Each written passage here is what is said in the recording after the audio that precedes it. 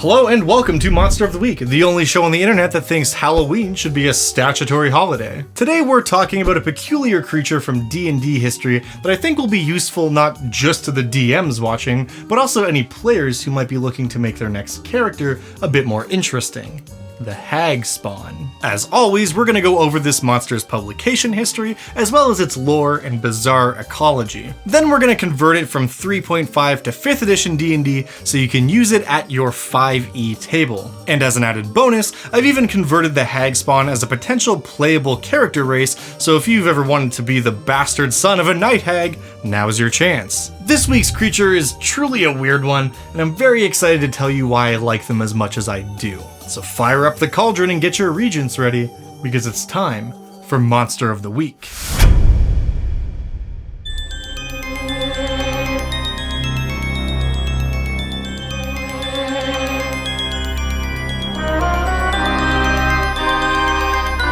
The HAGSPAWN is a fascinating creature. They got their start in the Unapproachable East setting book, which detailed all the creatures, monsters, and locales of the Unapproachable East. This region in the Forgotten Realms is notoriously dangerous and gets its name because of how unapproachable it is. Oh, right, yeah, of course. And if you find yourself thinking, I'm sure it's not that unapproachable, it's where Thay is, you know, Zaz-Tam's house. In fact, he's on the cover of the book. So maybe think about that before you put your hiking boots on. But back to the HAGSPAWN. At first glance, they resemble powerfully built, brutish humans. They have overly long arms, massive hands, and despite their hunched posture, they still stand well over 6.5 to 7 feet tall. But in order to fully understand the HAGSPAWN and exactly what they are, we need to talk about their parents. Hags are among the most cruel and cunning creatures you can come across, and the ways they propagate themselves are a reflection of that. In 5th edition lore, the only way that hags beget more hags is via a truly disturbing and disgusting ritual that involves the hag consuming an infant. Then a little while later, they give birth to a new infant that will ultimately grow up to be a hag. In past editions, there is also precedent for hags shapeshifting into humanoid form and getting down with the locals of a nearby town in order to birth hags the old-fashioned way. But in either case, hags are one of the few monsters that are always one gender, and in their case, hags are always female, and they give birth 99% of the time to female offspring, which of course themselves are hags. In fact, most hag covens are the result of a hag having a pair of daughters that are raised by the hag and taught her ways. This not only makes all the hags more powerful, but also allows the hag to assert a level of control over the other members of her coven, given that they are the original hag's children. But once in a while, things don't go as they typically do, and a male child is born to the hag. You don't often hear about male hags in D&D, and that's because they don't exist. Males born to a hag certainly inherit their natural strength and stature, but for whatever reason, their blood doesn't carry the same potency of arcane energy that allows the hag to wield her magic. And that is what a HAGSPAWN is, the child of a hag who doesn't carry their talent for magic, and is therefore often seen by the cruel hag parent as essentially useless. A big brute and nothing more. Hags aren't exactly known for their caring and compassionate disposition. Personally, I think hags are among some of the most evil and fucked up monsters in the D&D creature catalog, and the way they treat their offspring in either case is testament to that. In the case of the male HAGSPAWN though, most are abandoned at birth, left in the forest for the wolves to contend with. And tragically, that's in many cases how their story ends. However, once in a while, the baby is found by passing travelers, or in some cases perhaps a local group of bandits, or maybe a nest of goblins that for whatever reason take pity on the child. And I do think it's worth mentioning that hags are sentient, living, thinking beings, so this can play out in any number of ways. Maybe this specific hag parent chooses to keep the HAGSPAWN around as a servant before the HAGSPAWN gets fed up and runs away. Or maybe the hag is killed by a group of adventurers who find the child and take them somewhere safe. Every adult HAGSPAWN living in the world is going to have a unique backstory. and likely a tragic one. But those that get the chance often live life by relying on their grit and determination to thrive in the face of adversity. Obviously it depends on the setting and location in question, but HAGSPAWN are often not greeted with kindness when they travel among humanoid settlements. Most people just don't know much about HAGSPAWN because they are so rare, so when they see a 7-foot-tall dude lumbering towards town that looks sort of like a hag, their first instinct is often to draw steel. I feel like it's understandable that some HAGSPAWN want nothing to do with the towns and cities of the world, and instead find their place in the wilds, either as lone wolves or in the company of others who exist at the fringe of society such as they do, like bandits. However, there are also those that seek to be understood by society and want to show the world that they're just like everybody else, except tall and lanky and with hag-like features. In societies that are socially advanced enough to not judge them on appearance alone, they often integrate pretty seamlessly. But something that further confuses the general population of most fantasy realms is that in addition to being so uncommon, HAGSPAWN can also vary in appearance quite a bit. Their general large frame and hag-like features are pretty much universal, but depending on the heritage of both parents, they can bear resemblance to all manner of different species. If the humanoid parent was a dwarf, they might have a long, full beard, or if their father was an elf, they could have pointed ears. But that said though, it's definitely the maternal side that dictates the majority of their features. HAGSPAWN born to green hags, for example, are gonna have skin that is some shade of green and silvery gray hair. Those born to night hags will likely have dark purple skin and twisting horns that emerge from their skull. HAGSPAWN born from sea hags are liable to have scales and green kelp-like hair as their mothers do. And those born to Bure or Annis hags will likely reflect their most common features in kind. So a HAGSPAWN born to, say, a night hag and a Goliath is likely going to look vastly different to one born from a sea hag and a human. Because even if they both give birth via the baby munching method, some of the original parents' DNA is still gonna be in there. God, this is such an unfortunate topic. Why did I make this video again? Something else that further muddies the water surrounding hags and their progeny is the existence of hexbloods. Hexbloods, introduced in Van Richten's Guide to Ravenloft, are, and I quote, individuals infused with eldritch magic, fey energy, or mysterious witchcraft. Often, this mysterious witchcraft means that the hexblood in question was a humanoid creature who had made a deal with a hag in exchange for some kind of favor or power. They are also sometimes the result of a hag meddling with a child as they grow up, but they can also arise due to someone interfering with dark magical forces in any manner of different ways. The primary difference here, aside from their general appearance, is that the hexblood is a template applied to other creatures. You are typically not born as a hexblood, although that can happen, and even if you are, you're still effectively whatever race you were naturally with the hexblood template added on top. HAGSPAWN, on the other hand, are members of the dimorphic hag species, even if they are typically discounted by their own people. Now, with an understanding about how this creature came to be and what the HAGSPAWN is, let's move on and talk about what kind of abilities they actually possess.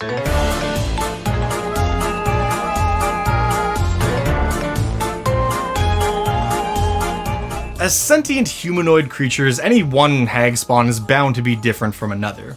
The HAGSPAWN's entry in our monster manual is going to be less of a specific creature like, say, the purple worm, and more of a class of humanoid creatures like the drow, orcs, or hobgoblins. They are generally pretty hardy and have a bonus to strength as well, so the biggest commonality across every HAGSPAWN is that they have good strength and constitution. This also gives them the powerful build trait that grants advantage on athletics checks and strength saving throws. They are technically humanoid creatures, but due to their hag ancestry, every HAGSPAWN has the monstrous humanoid trait that essentially makes them immune to effects that only target humanoid creatures. There aren't a ton of spells in the game that only affect humanoid creatures, but the ones that do, such as Charm Person, Dominate Person, or Hold Person, are all among the most powerful and commonly used spells in the game. But other than those base traits and the fact that each one is assigned male at birth, every HAGSPAWN is truly different. So on the stat conversion sheet for today, I've given you 3 basic stat blocks ranging from CR 1 to 4. Each one is sort of meant to represent a vastly different archetype that a HAGSPAWN might take. The first is the HAGSPAWN Bruiser, which is sort of meant to be just your catch-all basic HAGSPAWN. They're CR1, they have a great axe, and they can take the reckless attack action like a barbarian player could. The second one is the HAGSPAWN Redeemer. This is meant to be your HAGSPAWN that has taken up the sword in order to act as a defender of the weak. These guys are the ones who use their Fey ancestry to actively fight against evil, and as such, they have some stuff borrowed from the Paladin. And by stuff, I mean Divine Smite. They get 2 longsword attacks and a shield bash each turn, and they have 3 smites per day. So this is going to be a markedly much more dangerous and tactical version of the HAGSPAWN stat block. Lastly, we have the HAGSPAWN Preserver, which is basically a HAGSPAWN that said, you know what? Fuck you, Mom, I think I will learn to cast some spells. These guys clock in at CR3 and are effectively the sorcerer version of the HAGSPAWN. They are only armed with a quarterstaff, but they can cast Shillelagh on it to make it a magical bonk stick. And they also come equipped with a few spells that felt hag-like to me, such as Bane, Hex, and Entangle. They're not going to be smacking people around as much as the other 2 HAGSPAWN are, but when they do, it's going to hurt real bad. With their once per day casting of Enlarge Reduce, I feel like the optimal move is often going to be to just cast Shillelagh, make your quarterstaff magical, cast Enlarge to get huge, and then start whacking fools. But if none of these stat blocks fulfill your idea for a HAGSPAWN encounter, or you simply want to make a HAGSPAWN NPC of your own, or you're a player who wants to make a HAGSPAWN character, we've got rules for that too.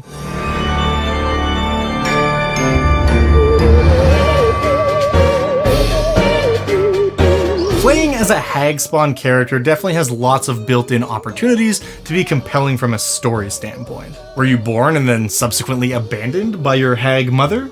Or perhaps you grew up under her care, only running away when you realized how awful and cruel she actually is. Is your hag mother still out there somewhere? Is she looking for you to enact revenge for you running away? Or is she actually completely indifferent to your existence? These are all questions worth considering, but ultimately will be answered at the game table. So let's talk mechanics. HAGSPAWN characters all get a few bonuses and traits. You get a +2 to Constitution, you get Dark Vision, and you gain proficiency in the Survival skill. All pretty normal stuff, but then of course you've got your big feature being Monstrous Blood. This works the same way as it does for our NPC HAGSPAWN stat blocks, meaning that you are immune to the effects of spells and abilities that exclusively target humanoids. This isn't going to come up all the time, but having a blanket immunity to a few spells and effects is really nice, and you might be able to catch the odd enemy off guard now and again. You also get access to Sylvan, the language of the Fae, which I feel is self-explanatory. Where this starts to get real spicy is when you choose a subgrace. There are 5 hag varieties that have made their way into 5th edition D&D, so I included a HAGSPAWN subrace for each type of hag. Depending on who your mother is, you might get some nifty new abilities. Starting from the top, we have the Annis Hag. These hags have a name that will make your entire table laugh every time you say it, and are by far the most physically imposing of the hag species, often reaching 8 feet in height. They're also just physical powerhouses, literally crushing anybody they can get their hands on.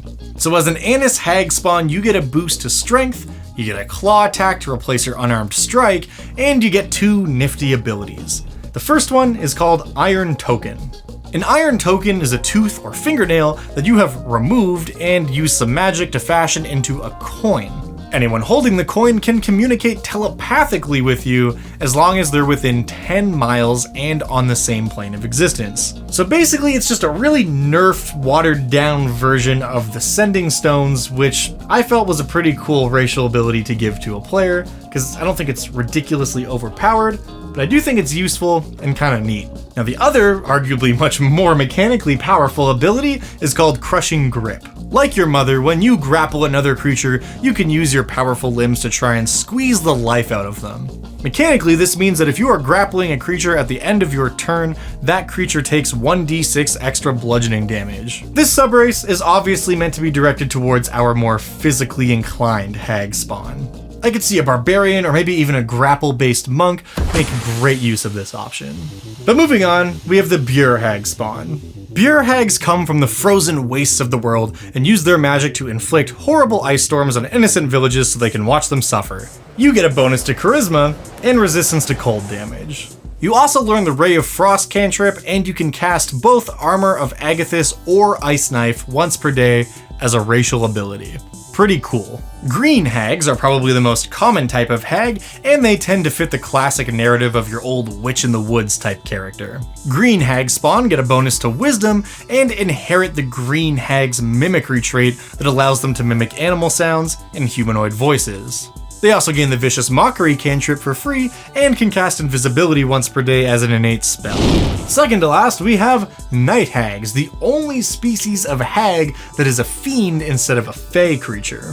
Night hags are soul brokers, assaulting people in the night to try and twist their mind with awful dreams, eventually corrupting them and killing them with exhaustion in order to reap their soul.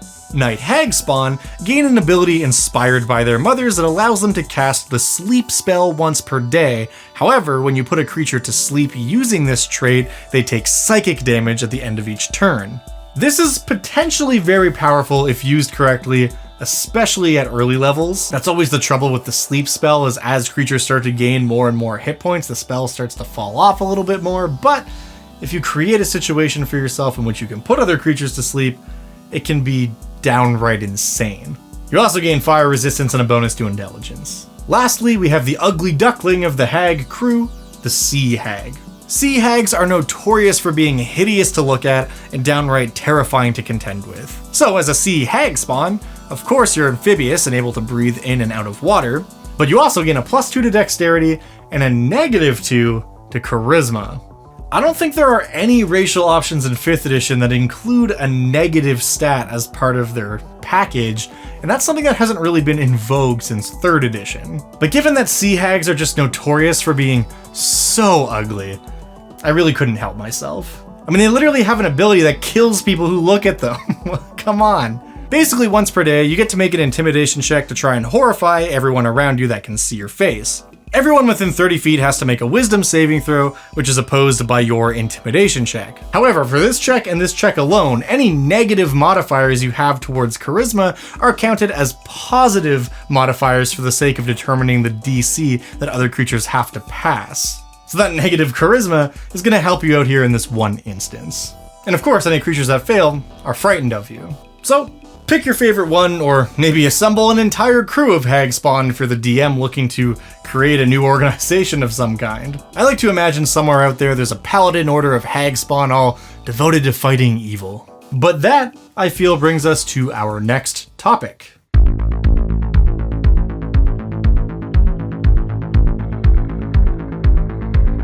The hag spawn is one of those weird creatures that has such a specific lore and backstory to where they come from, but once you get to that point, there's unlimited directions that they can go. Since they can be a force for good, evil, or just the guy who runs the local inn, hag spawn NPCs at their most basic can be just a neat type of individual for the players to interact with. Playing to their type a bit, having a hag spawn be the leader of a bandit group or the like is one way to make a villain immediately more understandable. I mean, sure, most people won't turn to banditry if they're given a better option, but in the hag spawn's case, if they are rejected by society, they might literally not have another option. This can be an interesting way for you to introduce nuanced themes about how the society your player characters come from might treat those who are outsiders or seen as monstrous. Or perhaps instead of falling in with bandits, the young hag spawn was brought in by a circle of druids. Now the hag spawn is maybe on the path to become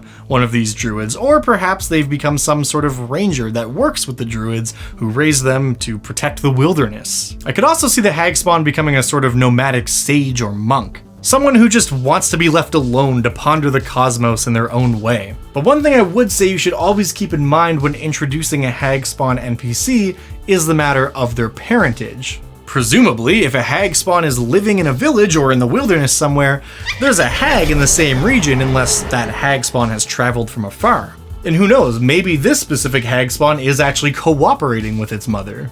There's no rule that says every hag has to disown their son. They could even have a good relationship.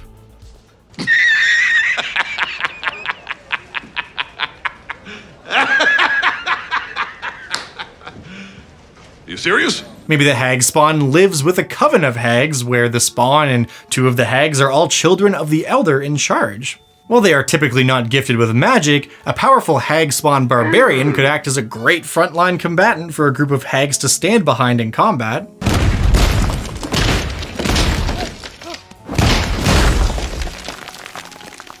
Or, to flip that scenario entirely on its head, maybe the HAGSPAWN has escaped and now wants revenge on its mother. They could reach out to the players to aid in their quest to destroy the hag who spawned them. Perhaps they even become a hag hunter traveling the land, vowing to cleanse the world of hag cruelty. I also like the idea of a HAGSPAWN being born and abandoned, only to be taken in by the family of its father or mother who birthed the original baby, whatever. Its original humanoid family. Maybe the guy in town who owns the general store has a son who's just really big and really tall. Sure, there might be rumors about his heritage, but nothing provable. And this could just be a little bit of flavorful world building, or it could be something very relevant to your campaign.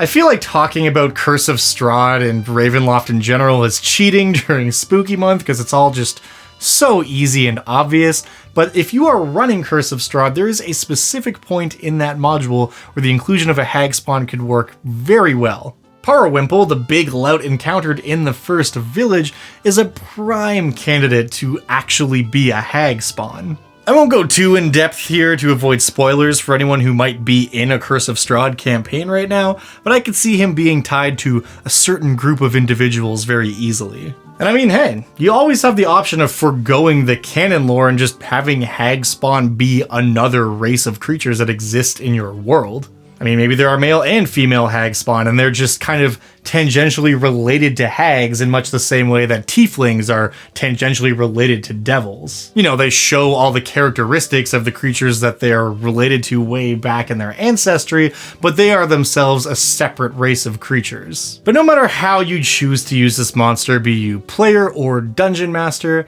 I hope you get an opportunity to bust it out at the table and tell some cool stories using the HAGSPAWN. As always, there is a link to a Google document with all the stats, lore, and player race options in the description, and if you are one of my lovely patrons over on the Dungeon Dad Patreon page, you can find the Patreon style stat block with the new original artwork and fancy schmancy layout. If you're not already a patron, consider checking it out. It's $3 a month and helps me do whatever it is we're doing here. For those of you already on the Patreon, thank you so much for the support.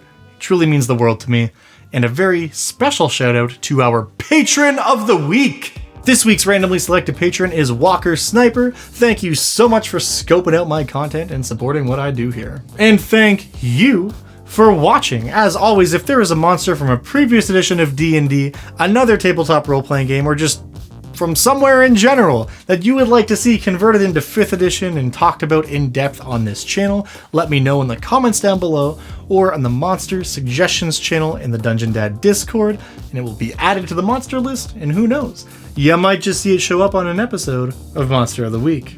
In any case, that's all I've got for you today. We've still got at least one more monster coming up to round out Spooky Month here, so stick around to the end to see a preview of what's coming next week. And I'll see you then.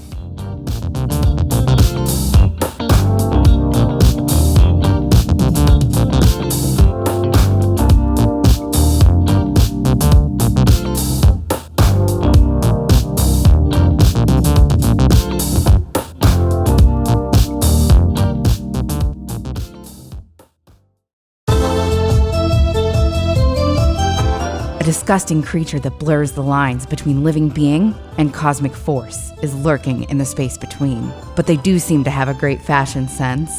One of the most dangerous monsters you've ever seen is on the way. Next episode, Uvudam. Tune in next time for lots more spooky, scary fan service.